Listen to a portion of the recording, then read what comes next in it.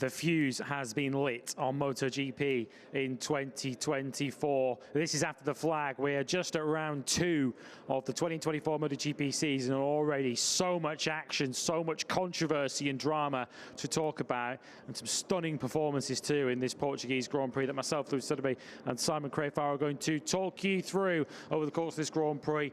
We're going to talk about so much in that Grand Prix, which makes it kind of tempting and easy to overlook the winner. So let's start with the winner. Jorge Martin managed that perfectly from start to finish. He really did. And in the Podium basically interview, he said that he knew he was good on the medium rear tyre.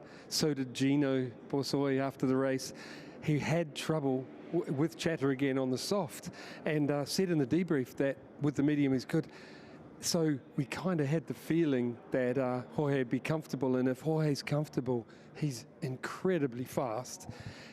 So is Pecco, you know, but there was a good chance he was going to do this, wasn't there, you know, knowing that basically I'm so impressed with young Jorge over the recent period, because he is better than he was, say, 12 months ago from here, you know, as in he's learnt so much and he's using it. And if there isn't a technical problem holding him back or some setup that he hasn't figured out, he's incredibly fast. Arguably the fastest rider out there. Was great to see him show it today.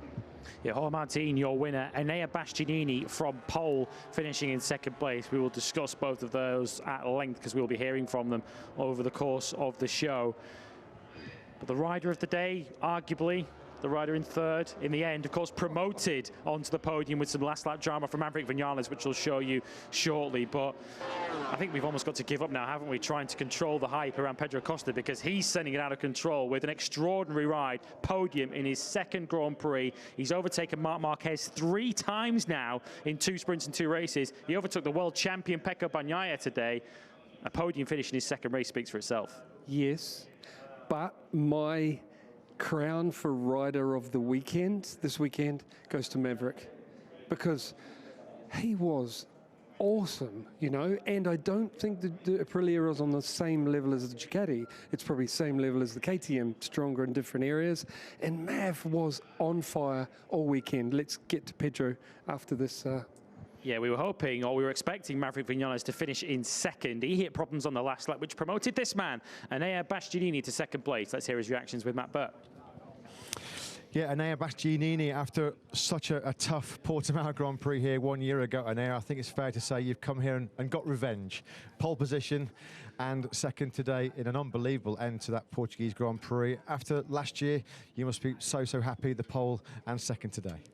Yes, it's been very beautiful to be back on the podium today. Also from the disaster of yesterday, because I've committed a big mistakes during the start. But well, today has been different, and the start of Jorge has been very beautiful, and he remained in the first position for all the race.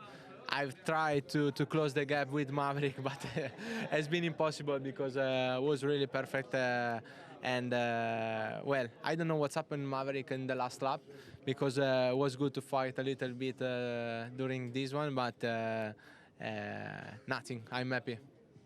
And we saw towards the end of the race, we know how good we've seen in the past, how good you are at managing the rear tyre. And I think there was 2 or 3 laps where you kept setting best lap after best lap. And did you think at that point you were still having a chance to maybe catch Jorge and win?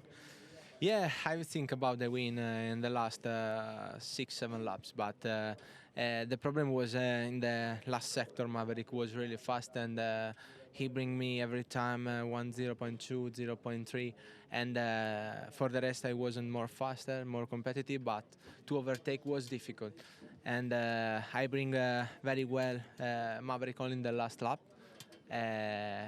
But also to do 0.1 better was really difficult, and I've tried, but Jorge, it stayed perfect today. You tried. Jorge did ride an amazing race. As you just mentioned there, Maverick clearly had the problem at the start of the last lap. I mean, from your point of view, could you hear anything? Could you see anything about what happened to him? I don't know. I see a very strange sound from his bike. I don't know if he haven't put the the gear. But I don't know. And today was some good points, obviously, for the championship. It's a very, very long season, but we did see two big names in the championship this year, Pecco Bagnaia and Marquez, come together at turn 5. Unfortunately, you know what it's like to be involved in a collision at turn 5. I think you watched it on the screens afterwards. What did you think of that incident between Mark and Pecco? Yeah, I have seen a little bit now, but I don't know what's happened. I think sometime can happen this because if you fight now to do one overtake is very, very difficult, and it's possible to have one contact.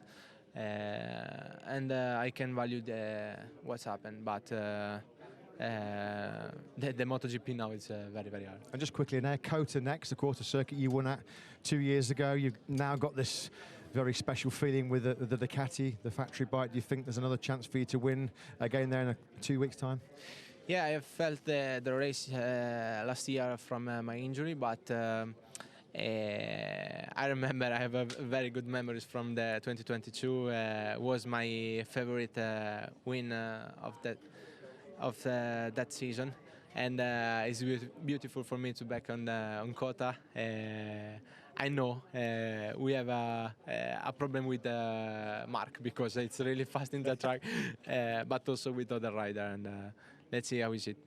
Great weekend, great job today, well done. Thank you. Top. Yeah, it certainly was a great job from the Beast this weekend. He's out-qualified Pecco Bagnaia now in each of the first 2 Grand Prix. Pole position here, second place today, and he was the fastest rider on track at the end, kind of pointing out the same thing that Jorge Martin had yesterday, where Vinales was just too strong in that final sector for him to really get close in the right parts of the racetrack to make a move. Do we feel now that we're now getting to see the real Enea Bastianini back again? Oh, I think clearly he's. I think his confidence got well damaged last year from both things. Just to remind everyone, the crash here that broke his scapula, you know, the shoulder blade, and it took a long time to recover. And in that recovery time, he didn't get to figure out the 23 machine, which everyone's had some trouble with. And then he got back on the bike and didn't feel confident on it, and coming back from injury makes that harder. And it took a long time, right till the end of the year, really, before we saw him. It was Kuala Lumpur, wasn't it? Sepang. And now, starting a new season after testing, the bike fits him. And I think there's still some races for him to get under his belt to be fully confident, but one of Mav we just saw. Yeah, this is the moment with Maverick Vinales. Let's quickly move on to this then. Enea Bastianini saying that he felt he heard something strange on the final lap as it began. Now I just saw what happened. After he'd run off the track. Aprilia telling us they suspect a gearbox problem for Maverick Vinales going to the last lap. Now travesty for him. I saw it happen. I just realised. I thought he'd slid in, when we were in pit lane and watching it on the monitor from above, I thought he'd slid like you do on a slippery, but you could see that locked up. So some people on the pit wall told me that they heard a bang from the bike. Basically guesses were gearbox. I thought it would be fuel because it was the end of the race. So here they've heard a bang, it's gone, something's happened, and he's put his leg out, I would say indicating there's something wrong. He knows he has to, there's something wrong, he's gone to run off. Right now, it's locked. That's what I saw there. It's gone, like he's jammed on the rear brake, but it's probably bits going between gears and locking things up. That'd be my guess. But right here you see it, bang. Yeah, that's not slippery surface, that's locking the rear. It's such a shame for Maverick Vinales, given how his weekend had panned out. We'll discuss him again very, very shortly, but let's head now to hear from our race winner, Jorge Martin, with Matt. Yeah, Jorge Martin is our race winner at the end of that incredible Tissot Grand Prix of Portugal. We were just talking off camera, Jorge. Buriram in Thailand feels like a long, long time ago now, doesn't it, since your last win? You've got the big smile. That looked like the perfect race, Jorge. Managed the gap at the front, and a special feeling to be back on top on a Sunday. Yeah, for sure, back on top on a Sunday. I think, this consistency we are demonstrating is the most important, and today the key was the start. I was really committed to take the lead in the first corner, and then I tried to close a lot on third corner because I knew was my key to win today. And finally, I tried to manage a bit at the beginning, but taking those 2-3 tenths to be able to maintain that lead. And as soon as I started pushing, I saw nobody. They weren't able to close that gap. As soon as they closed a little bit, I pull again. So I think it was a really mature Sunday, mature win. I'm really happy and proud of the team we are doing with the new Ducati. It's working better on Sundays than Saturdays, this for sure. And you know, to win here at a track where I almost lost everything, I almost stopped racing, and now I'm here on the first place. This is amazing, and I'm so grateful to this track because I learned a lot from it.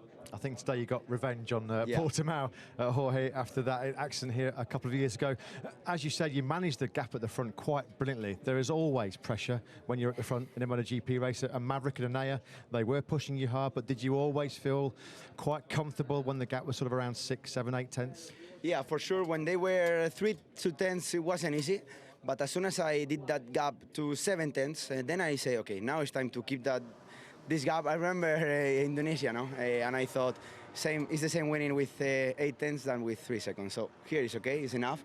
If they catch me 1 tenth, I will push 1 tenth. I had that margin, no, to push a little bit more, and yeah, I'm super happy because I think, as I told you before, it's a really mature one. And like you say, I think that you've just proved the point there. After you just mentioned Mandalika, it shows that you are a different rider, a more mature rider this year, because you didn't look like making a mistake out there at all. And importantly, Jorge, you're leading the World Championship, and I have to say it, but you're going to lead it for more than 24 hours this time. Finally.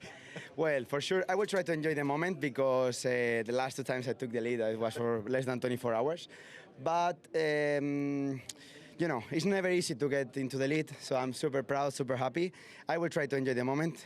We don't know what is going to happen in Austin, so now I have it, I will try to enjoy it. Things can change. Jorge, just very, very quickly, things can change quickly. Yeah. As we know, 2 of your big championship rivals today, Pecco and Mark, had the contact at turn 5. We saw Mark made a hard move on you in the sprint there yesterday. We saw you looking at it on the screens after the race. What did you make of it? Well, I saw it 4 to go, it was, or 3 to go. And at the first time I thought, okay, I need to finish. And then I was a bit blocked, and at the same time I say, okay, I have to win. No matter what, I will try to win, and I did it. But as soon as I saw it, maybe I was a blocked because I knew it was a good opportunity. That is a difficult corner, and for sure, if you want to re-attack, it's going to be super close, and finally it was. But I was focused on myself and try to, you know, to be really constant. Jorge, you were a different level today. Well done. Yeah, we'll discuss that incident between Marc Marquez and Pecco Bagnaia shortly. I lost count of the number of times he mentioned the word mature there in his race. It does feel like a mature Jorge Martin has arrived for 2024, and he referenced Mandalika there, didn't he? There are no bonus points for winning a race by 10 seconds. He knew that it wasn't about how he won, it was just about winning. Yes, and you could see was super proud that he was fast enough to just control. You know, he had more on the others, but the mature bit was not using all of it, winning at the slowest possible pace, meaning not putting himself in the danger area where he can have a crash by giving all. So give all to get the gap, and he wasn't telling fibs there, because Bastianini said in the Parc Ferme interview that every time I pushed and got a little bit on Jorge, he would respond immediately and pull out again. So, and that's pretty much what Jorge explained. It must feel good to have that amount of speed. And like I've said a few times about Jorge, he's also proved that he can learn. He showed that he can manage tyres in Qatar, like, wonderfully. He's learning from his mistakes. And I think Jorge is one of the few of these new generation riders that I think we're going to see more of. That's my gut feeling, I'm absolutely positive about, but meaning these young riders turn up here and they are fast. We've got Pedro coming. I think you got to remember, both Jorge and Pedro were stunning in their first events. Jorge was pole position, it's, his first race. So I think Pedro's the same sort of, out of the same mould. Then we're going to see more. Like, it's exciting, yeah. Anyway, so brilliant. I think others, basically he's one of the few to have the speed of, for example, like we've seen Marquez in the past. Yeah, here is Pedro Acosta, who we're going to hear from shortly. Speaking of the next generation, this is him overtaking Brad Binder. He overtook Jack Miller, Brad Binder, Marc Marquez and Pecco Bagnaia. That's not a bad quartet, is it, to overtake in the way that he did. So much about Pedro Acosta is impressive. What in particular has impressed you the most about his adaptation to MotoGP and his first 2 Grand Prix? Well, that was one there, and there was another one to Pecco that I mentioned in the race. This one here, he's 2 meters tighter than you want to be. He knows he's in trouble, but how he managed it, and he like getting out of Pecco's way, but right in the middle of the corner, how he managed and controlled the bike so he didn't run off the track. But in that moment, it's all happening so quick, and it's so easy to the easy option is to stand up and run off, lose some time, come back on. But he controlled it so well, and on bike and tires in a machine that he's only just got on. He's doing it like the very best, when I see that. But he's obviously got the speed, and like I've said about Jorge, they learn every time they go out, every time they do something wrong, they learn from it.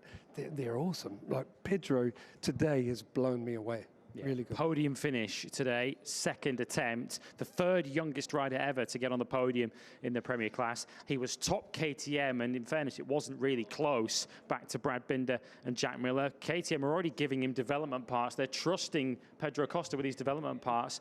And he's only in his 2nd Grand Prix weekend in the Premier class. The scope for improvement is just so high. You wonder just how far Pedro can go. Well, look, it's been a little, we saw, remember, what do we call them? The aliens, And then we've had Marc Marquez, who's kind of jumped the gap.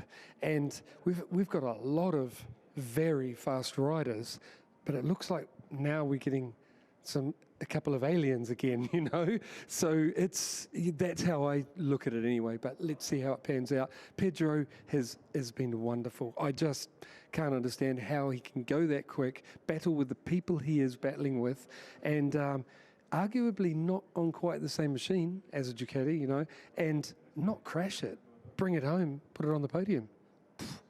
And in general, how will KTM reflect on this weekend? 3rd, 4th and 5th for them in the race today, but arguably not as close to the ultimate win as they were in Qatar. True. I still think that KTM, if that's what you're asking, overall, I think they're in a good position. I think there'll be some tracks like Qatar that they suffer a little, maybe Thailand where they did last year with rear grip, but they've made a big step in a lot of areas, and maybe by the time we get to Thailand that they've fixed that small weakness as well, because there didn't look to be a lot of weaknesses here at all. And I know now that KTM have some strengths that they can, their machine to fight the opposition. Certainly one of KTM's strengths is this young man, Pedro Acosta, podium finisher at just the 2nd attempt. He's with Matt Burt. He is indeed down here in the TV set. Pedro, I think I've got one word to describe that performance today. Wow. Congratulations, your first podium in MotoGP, just your 2nd Grand Prix. How do you describe what just happened out there? Nothing to say about it. I only have good words for whole team, because it's not so easy to come with a MotoGP bike to a new track with no experience for us. It's not easy manage my head because I know that I'm not the easiest person in a race weekend. They are working like hell. Every morning that I wake up, I have like 20 messages from my data and from my crew chief, having many things and many photos to check and to understand where to improve. They are making an amazing job, and also Peter Mobility Group with the bikes. Also Danny and Paul with the testing. I think we have the best testing in whole MotoGP for this. We need to be more than happy because step by step we are coming closer, and the brand is coming closer to be the best of whole grip for this. We are coming. Just an amazing ride. There's so many things that we could cover off, but you passed Brad Binder, you passed Marc Marquez, you passed Pecco Bagnaia, the world champion, after an incredible fight. Just talk us through some of those overtakes and how it felt to be coming through the pack. Well, I only gonna come to talk about Pecco's one because was the one that I enjoy more, because I was able to spend many laps behind him, understanding what he was doing with the body to take grip and understand what he was doing to don't destroy the tires, because on Sundays he's one of the best doing these things. for this, I really enjoy because I was able to learn also from these guys that normally in the free practice or in the qualifying are quite difficult because I'm not really like it to go behind, you know, and today I had the opportunity to see many things for this. More than happy. And obviously, you just said before we spoke on camera that you'd have been super happy with 4th place, but it was a podium after good luck for you, bad luck unfortunately for Maverick Vinales. When you saw the problem for Maverick, what was going through your head? Well, also the team showed me one message in the board was like calm. I mean, with P4 was like calm, and I say, okay, 4 seconds behind. Now we will try to be calm, don't make any mess, and back with the bike to the box, because also if this lap is quite slow, are gonna be enough. And I was just riding, and when I see that he was wide and crashing, I say, okay, now you cannot do anything bad, anything bad. Also, if you check the race from the aero, I was wide everywhere, you know, and making some mistake, and I think was the slower lap of my race. But anyway, more than happy. We've had a shark warning in Qatar. We've had another one here this weekend. You're the 3rd youngest rider in Premier Class history to stand on the podium. I mean, how does that make you feel, Pedro? We have to remember you're only 19 years of age. It's your 2nd Grand Prix in MotoGP, and you're fighting with the best in the world, and you're beating them. Well, still way to go. Still way to go. I mean, this is only the beginning. We have to have the foot on the ground and understand that, okay, this was a really nice weekend, but maybe in America are going to be tough, or maybe in Jerez. I don't really know, you know, because every race for us are going to be a question mark, you know, because are going to be many new tracks in a MotoGP bike before I arrive to Malaysia. For this, we need to be calm because it's a long season. We cannot expect anything because it's quite soon. But super happy the way that the guys are improving the bike and the guys are managing my head, like I say. Amazing race, amazing performance, and an amazing result. Super well done, Pedro. Thank well you. done. Thank you, boys. And that right there just gives you an insight into the mind and the mentality of Pedro Acosta. He's just taken a podium in his 2nd Grand Prix, and you say, hey, a long way to go yet. He is not here to make up the numbers. And we got an idea there from his 2nd answer of, while he gives you this sort of happy-go-lucky, kind of jovial persona, which of course he is off the bike, the brain capacity that he's got on the bike, the way he studied the reigning world champion, winner of the last 2 MotoGP titles, and ultimately figured that puzzle out, just shows how mature he is. Yes, I'd like to go back a year or two, was it? Yeah, 2 years ago. He was standing on the podium with Remy Gardner, I believe, and Remy had beaten him. It was a great podium, you know, rookie season in Moto2, and he was filthy, you know, and people gave him a hard time about not being happy about his first podium, you know.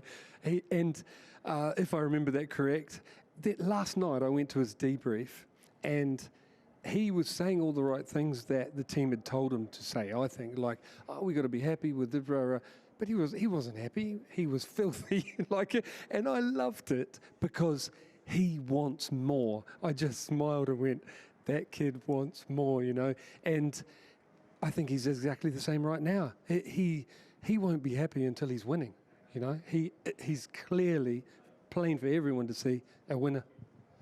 2 winners came to contact during this Grand Prix, and we have to speak about this. This is the incident that will dominate the headlines going to Austin in 2 weeks' time. Pecco Bagnaia and Marc Marquez coming together. This was on the penultimate lap as they were battling for 4th place. What's your impression of this the more you watch it? Well, I will be very surprised if anything comes of it. I know they've Race Direction having a look at it.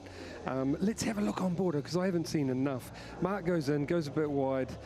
Look, it's 2 riders taking you know what I'm saying? Either taking a backward step. Yeah, both having a go. Look, clearly Mark took a different line to get by, and then took a different line on the exit, which crossed again Pecco's line, and then they came together on the exit, both went down. I mean, if Mark had given a bit of room on the exit, they both would have got through, but I doubt whether it's enough for a smack on the hand. I think it's just one of those things. Yeah, no information at the moment from Race Direction as to whether they are going to take any action on that. I think certainly our impression looking at it was that it's a racing incident. Well, it certainly does set the stage, doesn't it, for Austin, Texas in 3 weeks' time, when the King of Kota will be looking to add another victory to the list. And he'll head there on the back of a dramatic conclusion to this Grand Prix, a collision with Pecco Bagnaia. We've got Pedro Acosta as a podium finisher in MotoGP, and Jorge Martin leads the World Championship as we head stateside on the first weekend of April. Whatever you do, do not miss the Grand Prix of the Americas. The two of us and the rest of the team will see you in Austin.